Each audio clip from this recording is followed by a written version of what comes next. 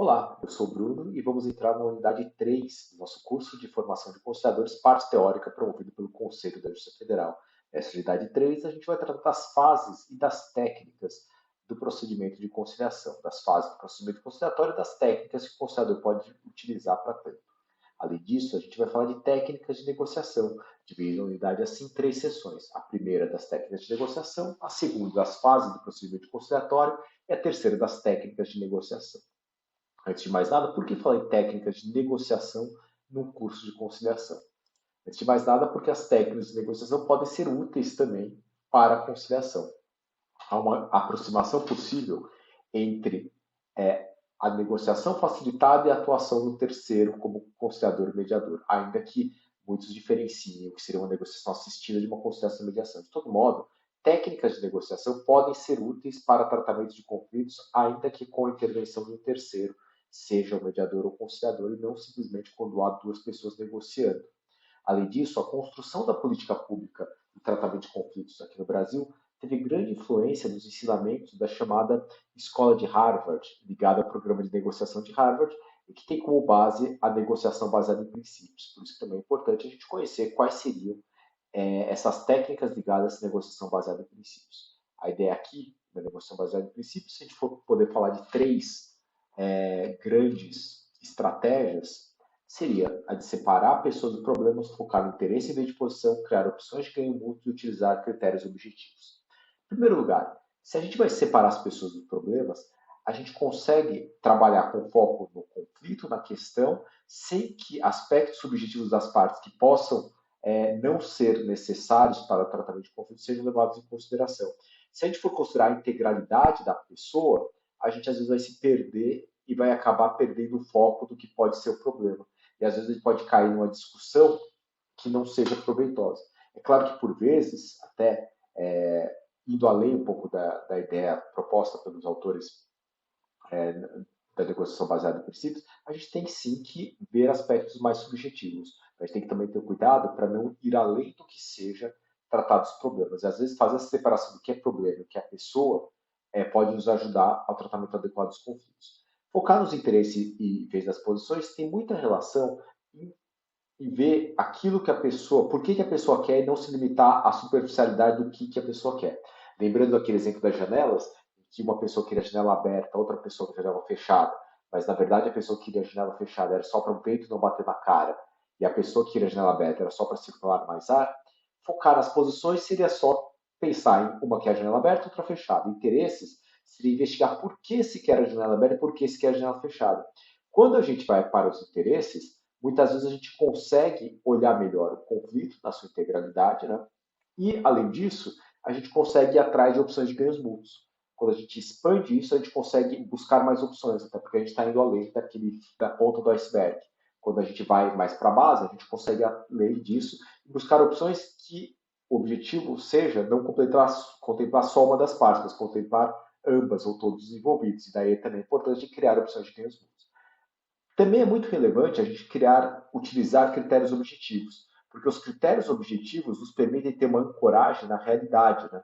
E ter uma ancoragem em pretensões que não sejam tão descabidas. No nosso caso da Justiça Federal, às vezes vale a pena saber o que a jurisprudência está decidindo, perguntar para a parte se ela sabe das consequências da aceitação ou da não aceitação dos acordos, ver o valor de mercado do imóvel que se pretende uma renegociação e assim por diante. A utilização de critérios objetivos pode ser muito eficiente para que as pessoas tenham noção do que efetivamente é a realidade que as envolve, e assim se afastando de pretensões que sejam muito subjetivas ou muitas impressões que não têm uma base que possa ser confirmada com a realidade concreta. Essas linhas bem gerais são quatro estratégias importantes desenvolvidas pela chamada negociação baseada em princípios associada à linha desenvolvida pela Universidade de Harvard. Indo um pouco agora já para fases técnicas ligadas ao procedimento conciliatório, a gente primeiro deve fazer uma observação que fases e técnicas não se confundem, no sentido de que não existe determinada fase ou etapa que exija determinada ferramenta ou técnica. A gente pode empregar ferramentas nas diversas fases, pode ser que a gente não empregue todas as ferramentas em cada uma das fases e assim por diante. Tá? O importante é que a gente perceba que não são atreladas entre si, não tem determinada técnica para determinada fase, como se só pudesse ser dessa maneira. As fases, em linhas gerais também, estão mostradas aqui no slide, né? Elas envolvem declaração, uma pré-conciliação, um preparo do ambiente, mas também inclui aquelas reuniões interinstitucionais que muitas vezes são feitas por representantes do judiciário e não propriamente pelo conciliador, é o que a gente vai ver também em seguida na unidade 4. Mas envolve aí já mais voltado ao conciliador, preparação do ambiente, organização da mesa, notar se a mesa não tem nenhum sinal que indique quebra de parcialidade, por exemplo, calendário da instituição bancária, algum lápis, material de papelaria que seja alguma parte, algum escritório de advocacia, assim por diante. A disposição do local como receptivo para as partes, né, com as cadeiras bem dispostas, assim por diante. Em seguida, a declaração de abertura propriamente dita, a investigação do conflito, o desenvolvimento, né, com a possibilidade de inventar opções, em seguida, escolher e avaliar, o encerramento e depois o cumprimento do acordo. Tá?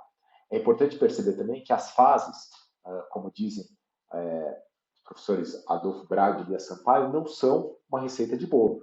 Né? Não são estanques, digamos assim, e não são categóricas. Às vezes pode acontecer de se precisar passar mais rápido por uma fase, passar mais devagar por outra, assim por diante, ou mesmo voltar para determinadas fases, quando já está terminando o acordo, voltar para a escolha, por exemplo, que as partes não estão satisfeitas com o que foi escolhido, e assim por diante. Mas me parece que na Justiça Federal, a gente tem que tomar muito cuidado como conciliador com as fases da abertura e com o encerramento, especialmente com a declaração de abertura e com a redação do acordo. São essas duas fases que eu queria falar mais um pouquinho aqui. Na declaração de abertura, é importante saber que é ali que a gente vai estabelecer a moldura da conciliação, definindo o tom que vai ser seguido e que a gente estabelece as expectativas que vão ser compartilhadas. É importante, então, que o conciliador ele identifique e diferencie os papéis de cada um dos envolvidos, deixando muito claro que ele não é um juiz, não é ele que vai julgar a causa. É natural que a pessoa que não conhece os meios consensuais chegue no local, numa mesa, dentro do judiciário, e ache que a pessoa que está presidindo os trabalhos, está coordenando os trabalhos, seja o juiz. Então, além de identificar cada uma das pessoas, é importante que o conciliador deixe claro que ele não é o juiz. E que o juiz, muitas vezes, ele nem vai estar presente na sala. E que o juiz que vai julgar não vai ser aquele que, eventualmente, vai estar coordenando sempre. Essa é uma outra das regras. É importante que ele perceba e fale para as partes, ele perceba a importância e fale para as partes que ele não é o juiz da causa.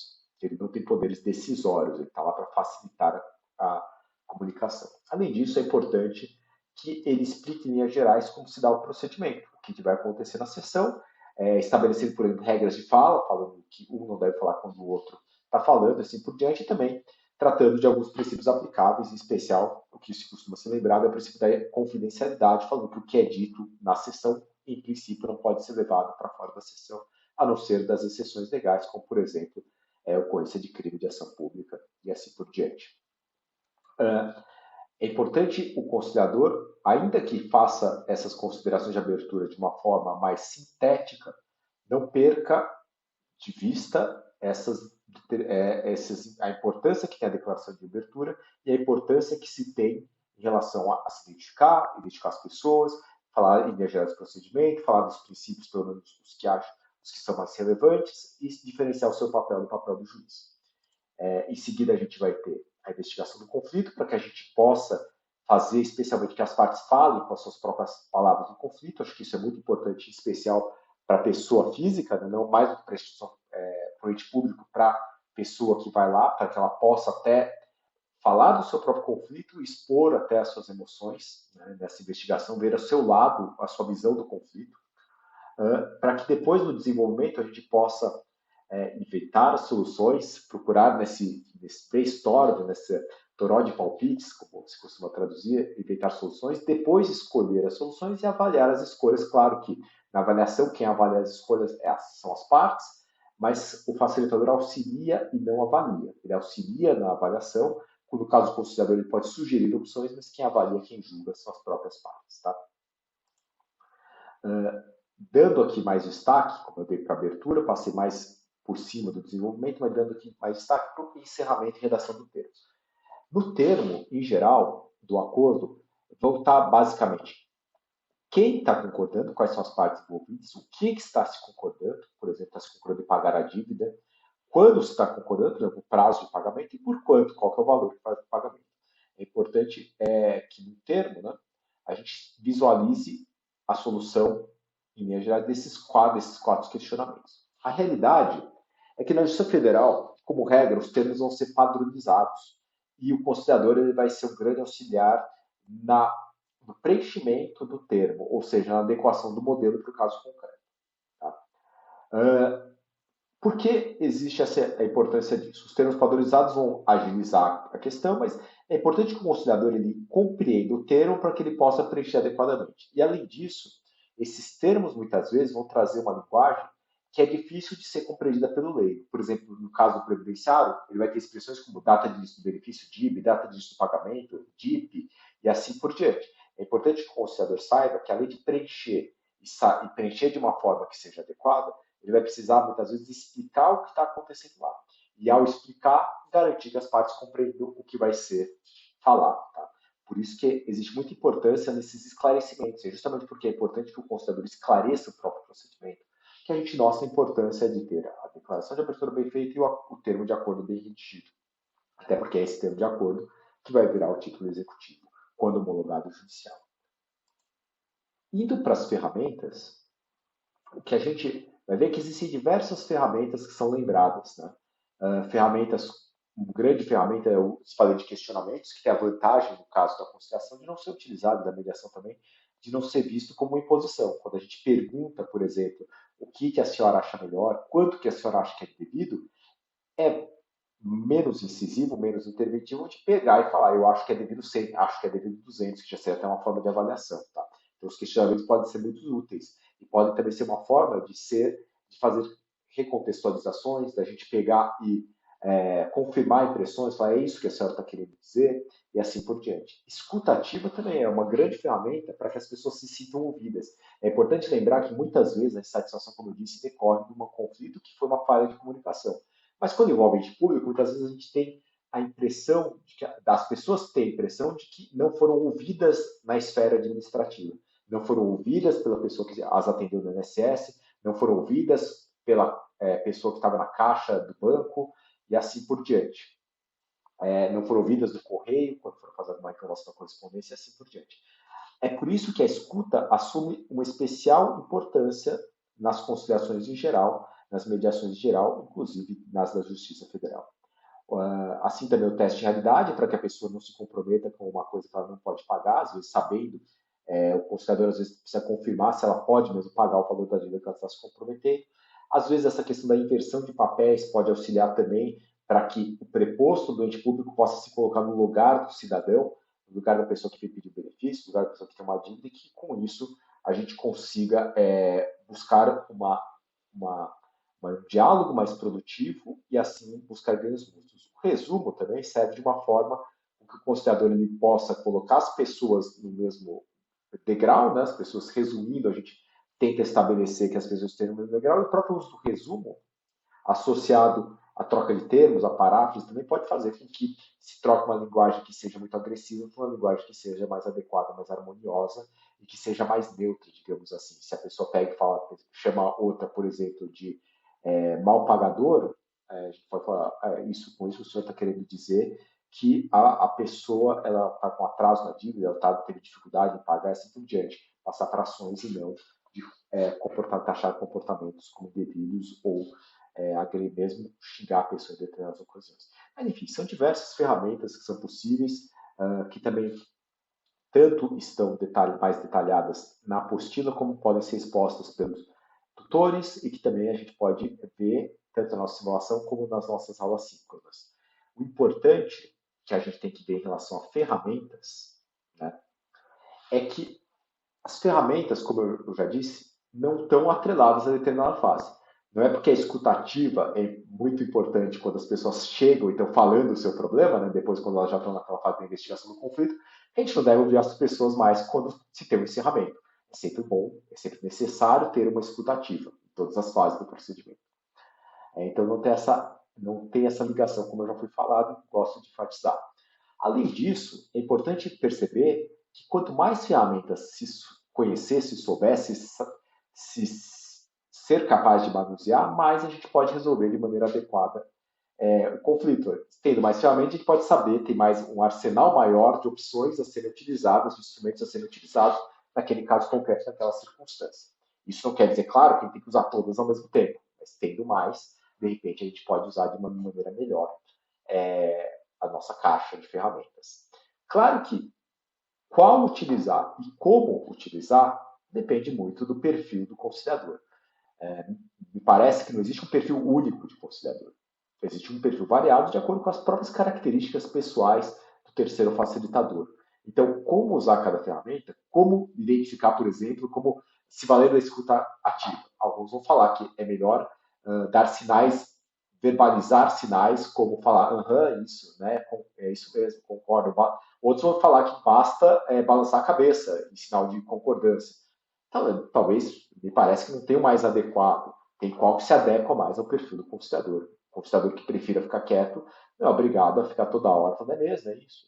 Enfim, e nem o oposto. O conciliador que prefira falar mais não precisa ficar restrito a balançar a cabeça toda hora como sinal de assentimento. Ou pelo menos que está ouvindo.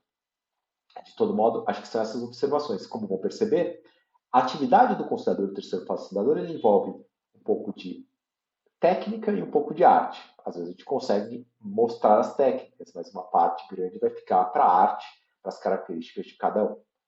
Um outro tópico que a gente vem notando que é muito relevante, especialmente durante e agora após a pandemia, com o grande crescimento das audiências e das sessões de conciliação e mediação telepresenciais ou híbridas também, mas que envolvam o uso de tecnologia com pelo menos alguma das partes em ambiente virtual, se não todas, é a gente saber que existem dicas para que a gente transforme uma conciliação, uma sessão virtual, em um ambiente que seja tão ou mais acolhedor que uma sessão presencial. Isso não quer dizer que sessões virtuais exijam ferramentas diferentes. O que se exige é uma adaptação da ferramenta e do modo de conduzir para o ambiente virtual. E aqui a gente pode citar algumas dicas. Algumas dicas que são bem pertinentes são dadas pelo professor Giovanni Mantenuti. Entre elas, perceber se a qualidade do computador, notar que a qualidade do equipamento é fundamental. Tá? Normalmente a Justiça Federal, no caso, fornece pelo menos os locais em que podem ser feitas essas audiências, em geral, agora nos fóruns, né? Em geral, o conciliador ele vai poder ter esse acesso, mas se ele for fazer de casa, saber que a qualidade do computador é bem importante, assim como a qualidade da conexão, daqui mais para baixo, também é fundamental. Se a conexão não estiver adequada, pode ter quedas que vão atrapalhar o procedimento. Tem questões mais ligadas a cenário, né? Por exemplo, a iluminação do rosto, o cenário adequado para que a gente perceba que as pessoas possam nos ver, pelo menos, né? Ter um fundo que não nos sobreponha e também que a gente possa ter algum contato, ainda que virtual, a gente possa utilizar técnicas até de comunicação não verbal, que as pessoas possam ver, por exemplo, que a gente está sentindo com a cabeça, que a gente está olhando no olho dela, ainda que olhar no olho virtualmente represente não exatamente olhar, né? Que a gente vai olhar para a câmera e não propriamente para a pessoa, mas pelo menos sinalizar que a gente está direcionado o rosto para a pessoa que está falando, mostrar para ela isso. Evitar locais que sejam barulhentos, que atrapalhem a comunicação, né? Isso também é parecido com a ideia da conexão, né? Evitar tanto barulho como evitar que a conexão caia, né? Às vezes utilizar recursos visuais como compartilhar a tela, expor um esquema do que vai ser da sessão, mostrar o documento relevante, pode ser bom nessas conciliações virtuais, né? Pode ser útil, vai depender muito da sensibilidade do caso concreto, e também perceber que o ritmo e a duração do procedimento também é relevante, tanto quanto nos encontros presenciais. Perceber que uma conciliação, assim como uma mediação, ela não é boa porque durou pouco ou porque durou muito. Ela tem que ser boa porque durou o tempo adequado da forma adequada. Então, perceber que não se arrastar demais pode ser tão prejudicial como fazer muito rápido. São as duas questões que a gente tem que evitar. A gente tem que ter o tempo adequado. E perceber, no ambiente virtual, que o tempo de tela pode ser desgastante. Então, às vezes, a gente tem que perceber que se o procedimento durou muito tempo, as pessoas vão estar mais cansadas de estar diante de uma tela. E isso pode prejudicar a própria qualidade da decisão delas e da interação que pode existir. Certo? Essas, de novo, São dicas para conciliações virtuais que não são propriamente uma ferramenta. São considerações sobre um cenário que é cada vez mais frequente e em que a gente tem que adaptar o nosso uso de ferramentas, e por isso que é colocado nessa unidade, tá bom? Bom, nessa unidade, então, a gente viu técnicas de negociação, dada a proximidade com o que é utilizado pelo conciliador mediador, e depois passou para fases de procedimento conciliatório e técnicas ou ferramentas que podem ser utilizadas pelo conciliador. Com isso, a gente já pode avançar para a nossa última unidade, em que a gente vai tratar mais diretamente das peculiaridades da Justiça Federal. A gente já viu que na Justiça Federal, em geral, a gente tem um notório desequilíbrio de poder entre uma pessoa física e um ente público federal. Agora, diante disso, como é que a gente usa e como é que pode usar a conciliação? Esse é um grande desafio e é uma das questões que a gente vai tratar na unidade 4. Espero que estejam acompanhando bem o curso até aqui, esse percurso, e agradecendo, espero vocês todos para a próxima unidade. Obrigado.